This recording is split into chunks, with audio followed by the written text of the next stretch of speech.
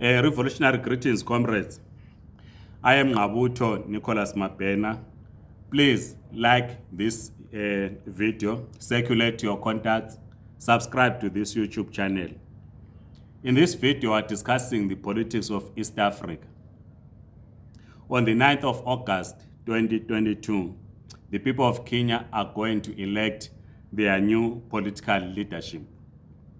22 registered voters will be casting their votes. They are expected to be casting their votes. We don't know what the turnout will be, but there are 22 million registered voters. Of interest, there are 47 independent presidential candidates. What you do not know at this stage, I tried to research, I couldn't get further information whether the 47 presidential candidates are also part of, or it includes those that are representing their political parties. If it includes those that are representing their political parties, so we have 47 presidential candidates vying for the highest office in the land in Kenya on the 9th of August 2022. If not, it means we're going to have more. There are, of course, 4 leading candidates. The first leading candidate, as well told, is Raila Odinga, also William Ruto. Raila Odinga is the veteran opposition leader in Kenya. He will be contesting for the 5th time for the position of president. He has lost in the last 4 and has always said elections in Kenya were rigged. The other candidate is William Ruto. I'm not saying this in terms of popularity. William Ruto is the current vice president of Kenya. We had a fallout with the sitting president or outgoing president, President Uhuru Kenyatta. And the other 2, they are lawyers. David Waihinga is a lawyer, is also contesting. Then there's Professor George Wajakoya. Professor George Wajakoya is an interesting candidate, as we're told, because he says if he's elected president of Kenya, he's going to import or export marijuana, snake venom. So, we don't know if that is going to happen when he becomes president of Kenya, if he's going to be elected president of Kenya.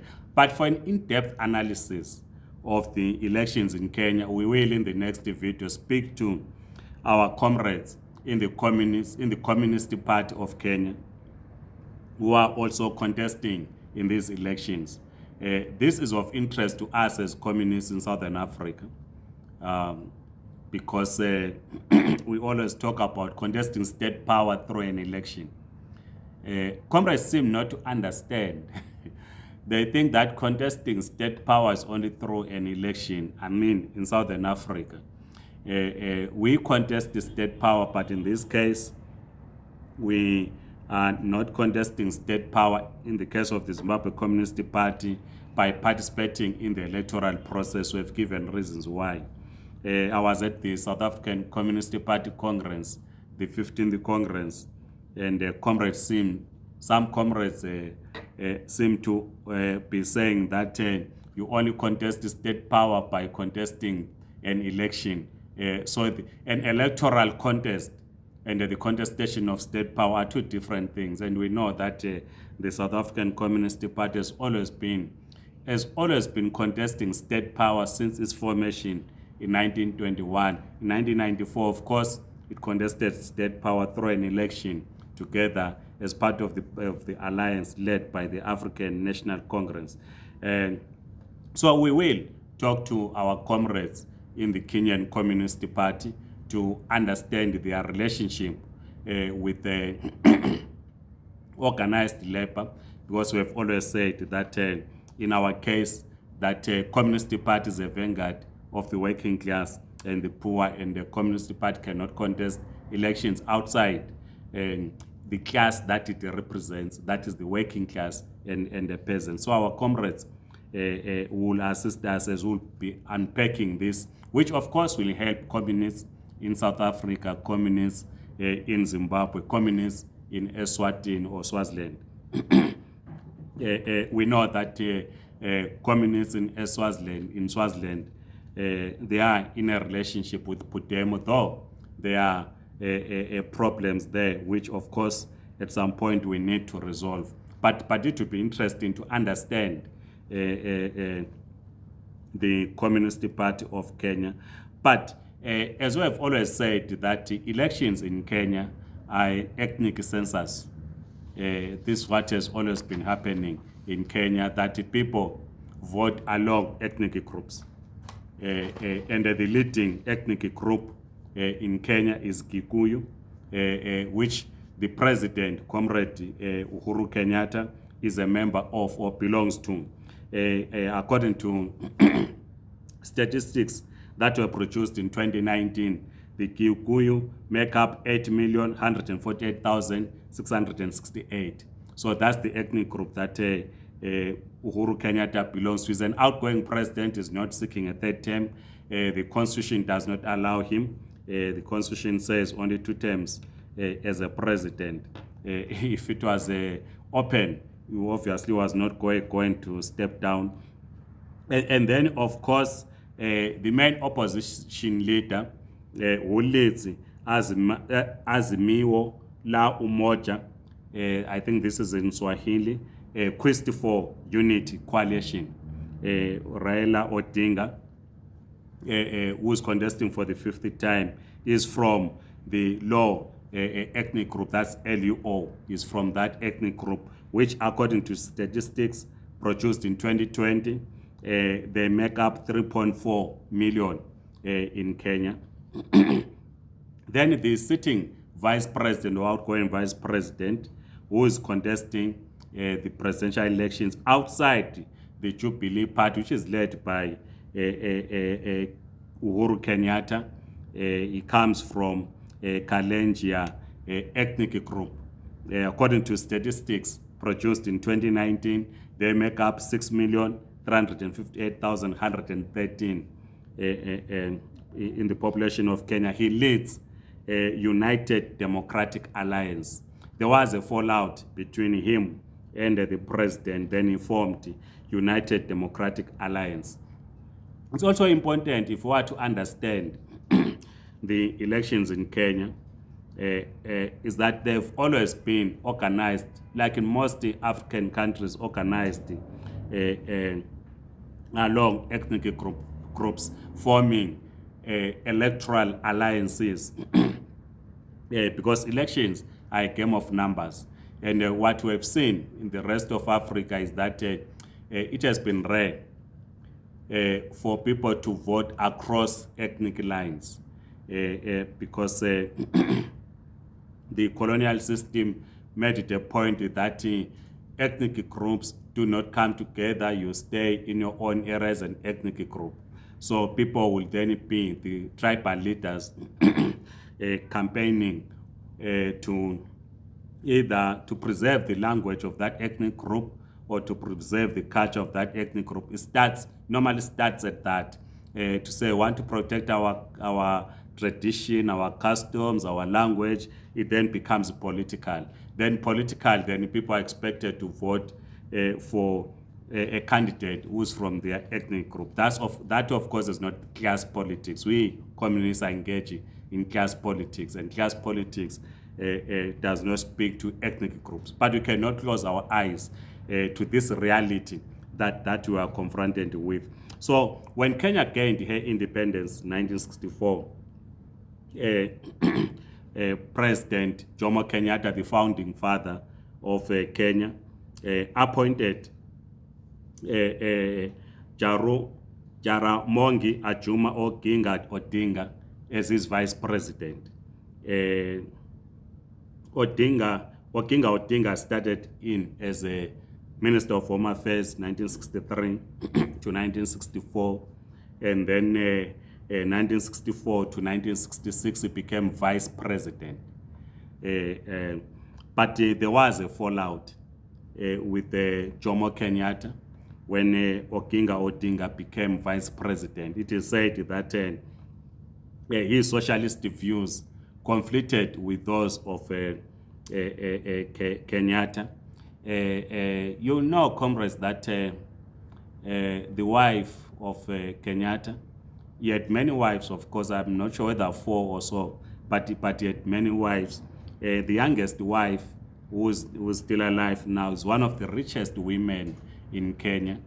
Some reports say they got their wealth through poaching. That's what is being said out there. But they are richest family. So Kenyatta formed this alliance between Ķikuyu and the lower ethnic group. So they became a dynasty. When there was this fallout, Oginga Odinga formed the opposition, Kenya People's Union, KPU. He became the main opposition leader when Kenyatta died, and Arab Moi, who came from the minority tribe, and were told that former president, the late president Daniel Arap Moi, was brought in as the deputy president to Jomo Kenyatta because he was seen not as a threat. He came from a minority tribe. He was seen as a person who was not a threat, who was not going to challenge the status quo, as it were. And it was said that his loyalty was with the president, Jomo Kenyatta, at the time, because Jomo Kenyatta came from the biggest ethnic group. But of course, we know that later on, when Jomo Kenyatta died, Daniel Arap Moi became president. We will, if necessary, some other video discuss about Jomo Kenyatta, his brutality against the people of Kenya. But of course, when the winds of change came in the 90s, Kenya embraced multi-party democracy. And in the last 4 elections, it has always been a contest between the Ķikuyu and the Luo tribe as led by Odinga. So in this election in 2022, we are seeing an alliance between the Ķikuyu ethnic group and the Luo. We are saying this if is going to continue as an ethnic census, if the 2022 elections are going to continue as an ethnic census. But like I'm saying, we will be discussing with our comrades from the Communist Party of Kenya to try and understand the ethnic dimensions in terms of an election. But what is of interest to us is that a sitting president will give support to an opposition leader, to support the opposition leader to become president. What does this mean in our context in Zimbabwe? And this has been the two families, the Odinga and the Kenyatta, are political dynasty families in Kenya, in the politics of Kenya. Is the appointment or is the support by President Kenyatta, support of Odinga, as part of preserving that dynasty, family dynasty, to say either you are a Kenyatta or Odinga, that dominates the politics of Kenya? These are the questions that we'll be discussing with our comrades in the next video in the Communist Party of Kenya, to understand these dynamics. Because this, if this was the case, it brings the one question to us in Zimbabwe. We have always had, since for 37 years, these Zulu through Robert Mugabe were dominating the Zimbabwean state. Former president, the late Mugabe, came from the Zulu ethnic group. President Mnangagwa is from the Karanga ethnic group. We are seeing the appointments in the military, in government, diplomats, and other key state appointments are those of people from Karanga. And there's been complaints in Zimbabwe that the president is promoting one ethnic group over others. That is the Karanga ethnic group. But what is of interest is that Nelson Chamisa, the main opposition leader, is from the Karanga ethnic group as well. But we're also told, though we are not very sure, but we are told that there's a push to say President Mnangagwa had a gentleman's agreement with the General Chiwenga in 2017 during that Bond coup to say he has to serve one term, then hand over power to Chiwenga. And we know that Chiwenga is from the Zezuru ethnic group. Ethnic group. And we know that there are others who fell out, mainly from the G40, who are of the Zezuru ethnic group, who might be excited if this was true, because they would feel that their ethnic group is back into power.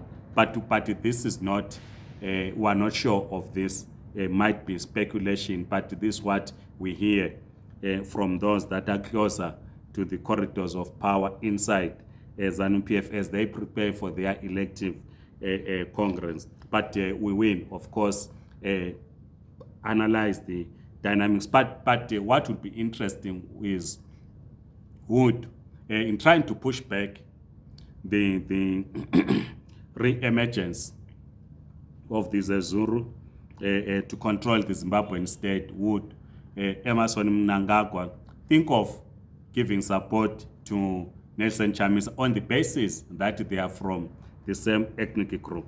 This would be interesting. But as I'm saying, communists are not driven by ethnic alliances.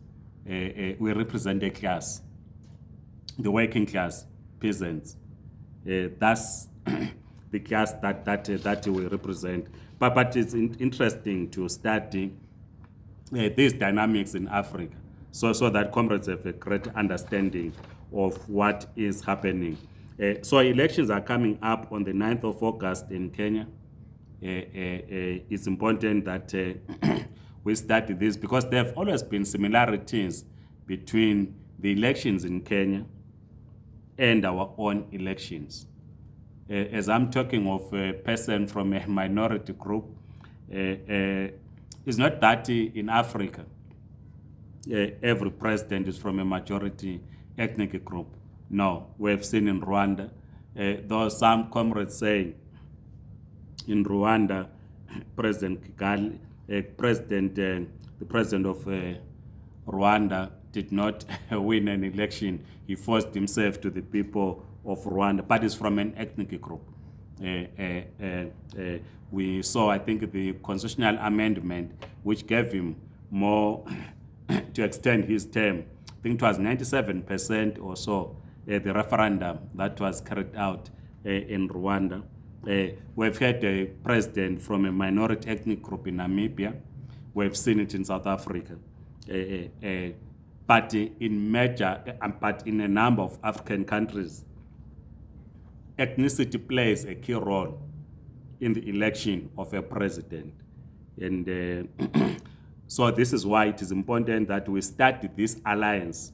That was there in the 60s, as I've said, between the Ķikuyu and the Luo ethnic groups, and which is now been revived by Odinga and Kenyatta. Please write your comments, comrades, in the comment section. We want to know. I know there are Zimbabweans in East Africa, in Kenya. It will be important to hear your views. The campaign in Kenya, how is the campaign going? What do we learn? And I was saying there have always been similarities between the elections in Kenya and our own elections in Zimbabwe, in that, you know that in 2007, there was state-sponsored violence against the opposition members in Kenya, which then led to the formation of a unity government. This we saw also in our case in Zimbabwe in 2008. state-sponsored violence after the elections, which former President Mugabe had to contest alone the presidential run in June, which we then formed an inclusive government, Morgan Tsvangirai becoming the prime minister. Odinga in Kenya became the prime minister as well through an inclusive government. And we know the relationship that existed between Morgan Tsvangirai and Raila Odinga. We also saw Raila Odinga attending the funeral of Morgan Tsvangirai in Zimbabwe. We are not sure whether that alliance or relationship still exists between Chamisa, who now lead Triple C, and Raila Odinga. And this is why we are saying if in Kenya a sitting president were to bypass, so to say, his deputy and second or support, throw his support behind an opposition leader, can this happen in Zimbabwe where the sitting president throws his political support to an opposition leader? But of course, the conditions in Zimbabwe are different in Kenya, but these are some of the similarities that we have seen in that of violence and the unity government after election. But of course, we know that KANU as a political party collapsed, brought to life through other political means. Now we no longer have KANU. It disappeared from the political scene. But the son of the founding president is an outgoing president. We still have ZANU PF, founded in 1963. We have discussed about its formation. It is certain that if ZANU PF were to lose elections, it is going to disintegrate, and the members of ZANU PF then will emerge through other political formations. But that will if ZANU PF loses political power. So I don't want to talk like a political prophet. So comrades, please share your views right in the comment section. We will have a discussion with our comrades in the Kenyan Communist Party for an in-depth analysis to understand what is happening, because elections in Kenya are important to us. We draw lessons from the people of Kenya. Kenya is it has a big economy in East Africa. It is a leading economy in East Africa. We have seen the developments by the Chinese in Kenya. We've seen the relationship with the British and the Americans. So we need to explore all this. What does this mean to the people of Kenya and East Africa as a region, and of course our continent, the African continent? Otherwise, comrades, like this video, subscribe to this YouTube channel. Amal.